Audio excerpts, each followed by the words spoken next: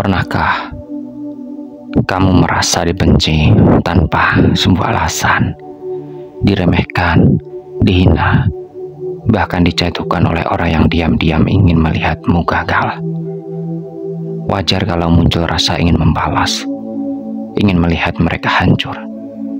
Tapi ingat, ketika kamu memilih jalan itu, sebenarnya energi dan batinmu lah yang akan ikut terkuras. Ada cara lain yang jauh lebih kuat, cara yang tidak hanya melindungimu, tapi juga membuat mereka hancur dari dalam, tanpa perlu satupun sentuhan tanganmu. Caranya sederhana, dengan energi, dengan kehidupan, dan dengan cahaya yang kamu jaga sendiri. Dalam video ini, aku akan tunjukkan 5 rahasia ampuh bagaimana menghadapi orang-orang yang membencimu. Bukan dengan amarah, bukan dengan balas dendam, tapi dengan cara yang jauh lebih menyakitkan, membiarkan mereka hancur oleh kebencian yang mereka pelihara sendiri. Simaklah baik-baik sampai akhir, karena bisa jadi inilah pelajaran yang sedang semesta kirimkan khusus untukmu. Dan sebelum itu, aku ingin mengajakmu untuk menekan tombol like, subscribe, dan jangan lupa tinggalkan angka 77 di kolom komentar sebagai tanda dukunganmu. Dukungan kecil darimu yang sangat berarti, karena dari sanalah energi positif ini bisa terus berkembang, menyebar, dan menjangkau lebih banyak jiwa yang membutuhkan cahaya. Yang pertama, jangan berikan mereka makanan berupa amarahmu. Orang yang membencimu pada dasarnya sedang mencari api dari dalam dirimu. Mereka ingin kamu terbakar oleh emosi, karena dari situlah mereka bisa merasa puas. Setiap kali kamu marah, kecewa, atau bereaksi keras, itu bagian memberi mereka bahan bakar untuk terus menyalakan api kebencian mereka. Semakin kamu menyala, semakin mereka menikmati kobaran itu. Tapi ada rahasia besar yang sering dilupakan orang. Kebencian tidak bisa hidup tanpa bahan bakar. Kalau kamu tidak memberi mereka reaksi, kebencian mereka akan pelan-pelan padam dengan sendirinya. Seperti api yang dibiarkan tanpa kayu, ia akan meredup, mengecil, lalu mati. Saat kamu memilih untuk tetap diam, tenang, dan tidak membiarkan emosimu terjebak dalam permainan mereka, disitulah mereka mulai kehilangan kendali. Mereka lapar akan reaksimu, tapi yang mereka temukan hanyalah ketenangan yang tak bisa diganggu. Mereka ingin kamu runtuh, tapi yang mereka lihat justru dirimu semakin tegak. Perasaan ini akan membuat batin mereka hancur secara perlahan. Mereka akan bertanya-tanya, kenapa dia tidak terganggu? Kenapa dia tidak jatuh? Kenapa aku tidak bisa melukainya? Dari sanalah kebencian mereka mulai berbalik memakan diri mereka sendiri. Sementara itu, dirimu semakin kuat. Karena kamu tidak membuang energi untuk hal yang sia-sia. Kamu belajar menjaga ketenangan seperti samudera yang luas. Gelombang kebencian bisa datang menghantam, tapi tidak akan mampu mengguncang dasarnya. Janganlah pernah biarkan amarahmu jatuh ke tangan mereka, karena begitu kamu bisa mengendalikan dirimu, sebenarnya mereka sudah kalah tanpa perlu pertempuran. Yang kedua, tidak ada balas dendam yang lebih halus namun paling menghancurkan selain terus maju dan meraih keberhasilan. Orang yang membencimu sesungguhnya ingin melihatmu berhenti, gagal, atau terjebak dalam lumpur masalah. Mereka berharap kebencian mereka bisa menahan langkahmu. Tapi ketika kamu tetap bergerak, tetap berusaha, dan bahkan mencapai sesuatu yang lebih tinggi, saat itulah seluruh energi negatif yang mereka lemparkan justru kembali memukul mereka. Keberhasilanmu adalah sebuah cermin. Dan ketika mereka melihatmu berhasil, mereka tidak hanya melihat dirimu, mereka juga melihat kegagalan dari mereka sendiri. Mereka dipaksa menatap kelemahan yang selama ini mereka tutup dengan kebencian. Itulah yang membuat batin mereka panas, gelisah, dan bahkan iri sampai membakar hatinya sendiri. Yang paling menyakitkan bagi mereka bukanlah kata-kata balasanmu, bukan juga kemarahanmu, tapi fakta bahwa semua kebencian yang mereka keluarkan tidak bisa menghentikanmu. Mereka benci karena doa buruk mereka tak menjadi kenyataan. Mereka hancur karena melihatmu berjalan di jalur cahaya, sementara mereka terjebak dalam bayangan yang mereka ciptakan sendiri. Ingatlah, keberhasilan bukan hanya tentang harta atau kedudukan, bahkan ketenangan jiwa, kedewasaan berpikir, dan ketulusan hatimu adalah bentuk keberhasilan yang lebih tinggi. Dan ketika mereka melihatmu memiliki itu semua, mereka akan sadar kebencian mereka sia-sia karena kamu tumbuh semakin jauh di luar jangkauan mereka. Maka teruslah bangun dirimu, teruslah berjalan, jadikan hidupmu sebuah jawaban tanpa kata. Yang ketiga, kirimkan energi baik. Mungkin terdengar aneh, bagaimana bisa melawan kebencian dengan kebaikan? Tapi inilah rahasia yang hanya dipahami jiwa-jiwa yang sudah naik tingkat. Kebaikan adalah senjata paling halus yang bisa membuat hati penuh kebencian bergetar dan goyah dari dalam.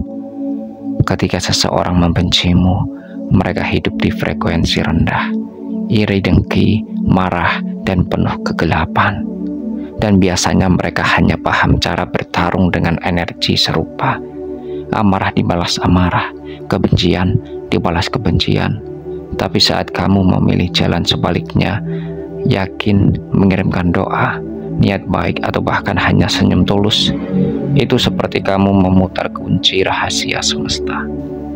Hati yang penuh kebencian tidak akan kuat menerima energi kebaikan, sama seperti kegelapan yang tak pernah bisa bertahan di hadapan cahaya.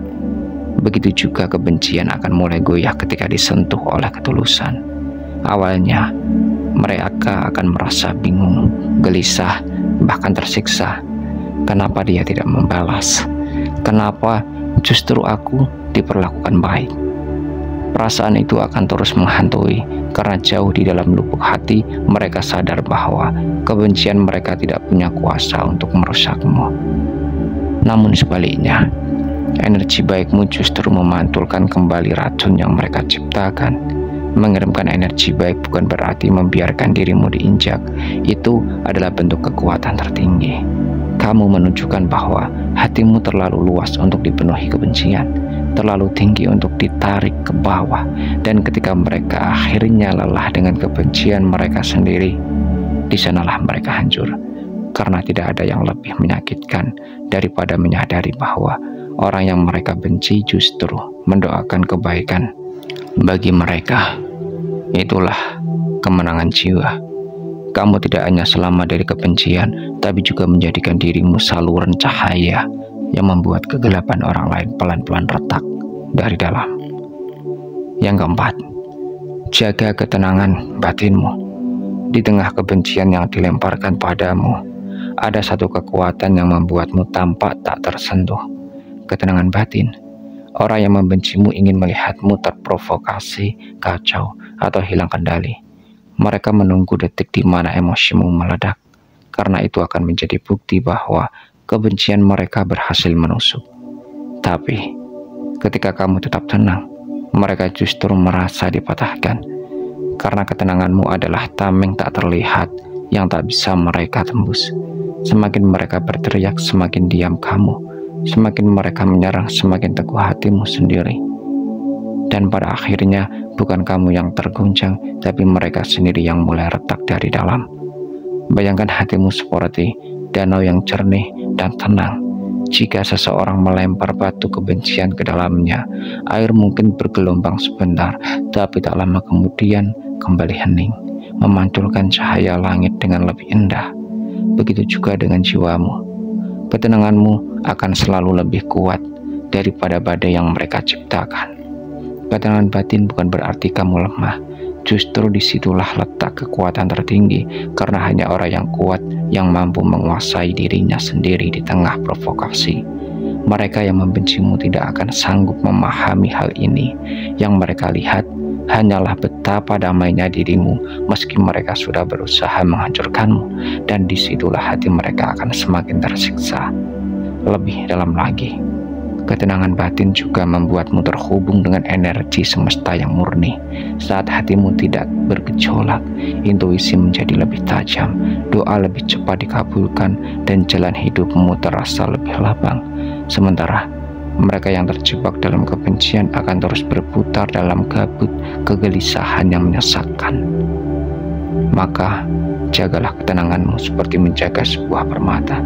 Biarkan ia bersinar tanpa terguncang oleh tangan-tangan yang mencoba merapasnya, karena pada akhirnya ketenanganmu adalah penjara tak kasat mata bagi mereka yang membencimu. Semakin mereka menyerang, semakin mereka sadar tidak ada satupun yang bisa menggoyahkan jiwamu. Yang kelima, biarkan hukum semesta bekerja. Ada hukum yang tak pernah gagal, hukum yang lebih tua dari segala kebencian, lebih adil daripada pengadilan dunia. Hukum sebab akibat. Apapun yang ditanam seseorang, cepat atau lambat akan kembali kepadanya. Bila yang ditanam adalah sebuah kebencian, iri, dan niat buruk, maka buah yang akan ia tuai adalah kegelisahan, kehilangan, dan kehancuran dari dalam dirinya sendiri. Itulah sebabnya kamu tidak perlu repot membalas dengan tanganmu sendiri. Jangan buang waktumu menyalakan api dendam, karena semesta jauh lebih pandai menyeimbangkan segalanya. Energi negatif yang mereka kirim padamu akan berputar seperti bumerang, dan pada akhirnya kembali menghantam mereka dengan kekuatan yang lebih besar. Yang menarik, hukum semesta tidak selalu bekerja dalam bentuk yang terlihat jelas. Kadang balasannya berupa hati yang gelisah, tidur yang tidak nyenyak, pikiran yang penuh resah. Kadang juga berupa kegagalan yang datang bertubi-tubi, atau kehilangan yang membuat mereka sadar bahwa energi buruk yang mereka lempar keluar ternyata hanya merusak diri mereka sendiri. Sementara itu, kamu yang memilih untuk tidak membalas akan tetap dilindungi. Seperti orang yang berjalan di jalan cahaya, bayangan gelap tidak bisa menyentuhmu. Semesta selalu memberi jalan bagi hati yang bersih, meski kadang jalannya berliku. Dan setiap langkahmu yang penuh kesabaran adalah bukti bahwa kamu mempercayai rancangan besar yang lebih tinggi dari akal manusia. Maka tenanglah, biarkan semesta menjadi hakim yang paling adil. Jangan turunkan dirimu ke level mereka, karena hukum semesta akan selalu berpihak pada jiwa yang ikhlas dan tulus. Pada akhirnya mereka akan hancur bukan oleh tanganmu, tapi oleh tangan tak terlihat yang mengatur segalanya. Dan saat hari itu tiba, kamu hanya perlu tersenyum, karena kamu tahu apa yang ditanam itulah yang dituai.